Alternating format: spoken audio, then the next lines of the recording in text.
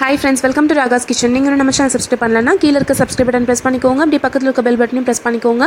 அதில் ஆல் என்ற ஆப்ஷனை பிரஸ் பண்ணிக்கோங்க ஃப்ரெண்ட்ஸ். அப்பதான் நான் அப்லோட் பண்ற வீடியோஸை நீங்க மிஸ் பண்ணாம பார்க்க முடியும். ஃப்ரெண்ட்ஸ், இன்னைக்கு வீடியோல ரொம்ப சுவையான இந்த ஃப்ரூட் சாலட் எப்படி பண்றதா ஃப்ரெண்ட்ஸ் பார்க்க போறோம். ரொம்ப க்ரீமியான ஒரு ஃப்ரூட் கஸ்டர்ட்ங்க. ஸோ மிஸ் பண்ணாம பாருங்க. அதுக்கு நம்ம ஃபர்ஸ்ட் ஒரு பேன்ல 1/2 லிட்டர் அளவுக்கு பால் எடுத்துக்கலாங்க. நல்லா ஃபுல் ஃபேட் மில்காக எடுத்துக்கோங்க. நான் இன்றைக்கி 1/2 லிட்டர் அளவுக்கு சேர்த்துருக்கேங்க ஃபுல் ஃபேட் மில்க்கு. இதுக்கு வந்து ஒரு 4லேருந்து 5 கப் அளவுக்கு ஃப்ரூட் கஸ்டர்ட் நம்மளுக்கு கிடைக்கும். இப்போ பால் நல்லா கொதிக்க வச்சுக்கோங்க.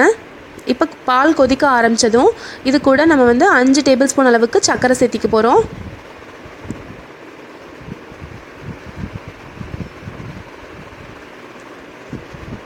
உங்கள் சுவைக்கு தகுந்த மாதிரி நீங்கள் வந்து கூட்டியோ குறைச்சியோ வந்து சர்க்கரை சேர்த்திக்கலாம்.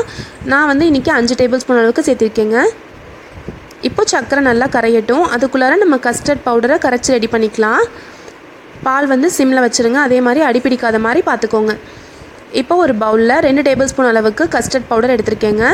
இது கூட காய்ச்சி ஆற வச்ச பால் இருக்கு இல்லைங்களா, அதை சேர்த்து நல்லா மிக்ஸ் பண்ணிக்கிறேன். கட்டி இல்லாமல் நல்லா கலந்து விட்டுக்கோங்க. நான் வந்து இன்றைக்கி வெண்ணிலா ஃப்ளேவரில் இருக்க கஸ்டர்ட் பவுடர் சேர்த்துக்கிறேங்க.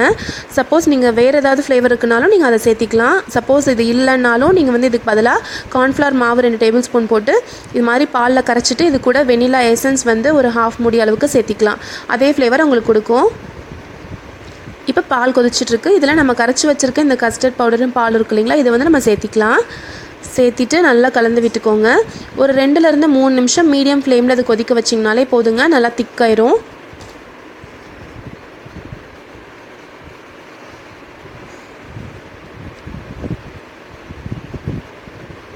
கொஞ்சம் கலந்து விட்டுட்டே இருங்க, இல்லைன்னா அடி பிடிச்சிரும்.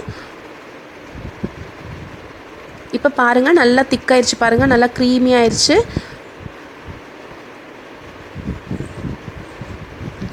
நல்லா கொதிச்சுட்டும் இருக்குது. இந்த கன்சிஸ்டன்சி இருந்தால் போதுங்க, நல்லா திக்காக இருக்குது. இப்போ வந்து நம்ம ஸ்டவ் ஆஃப் பண்ணிடலாம். பாருங்கள் எவ்வளோ திக்காக இருக்குது பாருங்கள்.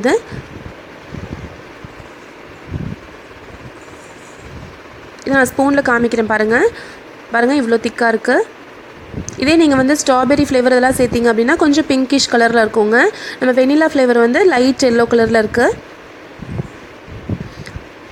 இப்போ இதை வந்து நான் வேறொரு பவுலுக்கு மாற்றிக்கிறேன்.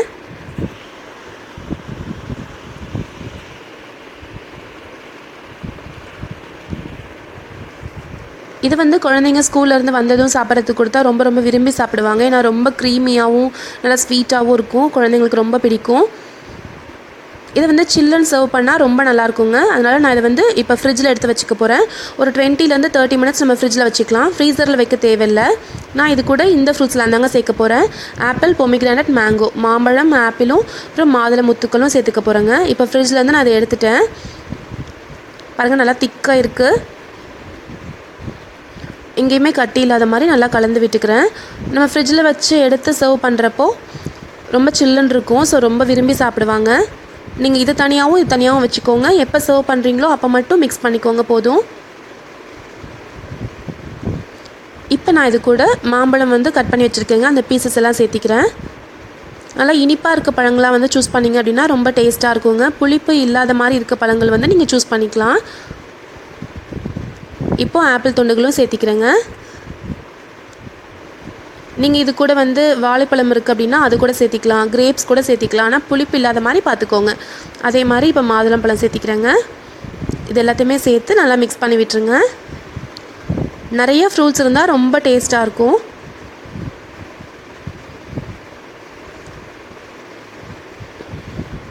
அதே மாதிரி நல்லா ஸ்வீட்டான ஃப்ரூட்ஸாக இருந்துச்சுன்னா இன்னுமே ரொம்ப டேஸ்ட்டாக இருக்குங்க. இப்போ நம்ம இதை சர்வ் பண்ணிடலாம்.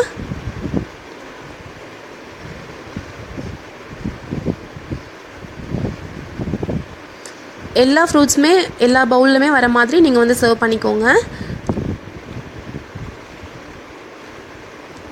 இப்போ இதுக்கு மேலே கார்னிஷிங்க்கு நான் வந்து கொஞ்சமாக மாம்பழங்கள், அதுக்கப்புறம் அதே மாதிரி என்னென்ன பீசஸ் நீங்கள் வந்து ஃப்ரூட்ஸ் ஆட் பண்ணிக்கிறீங்களோ அது எல்லா பீசஸுமே நீங்கள் இதில் மேலே வந்து கார்னிஷிங்க்கு வச்சுக்கலாங்க.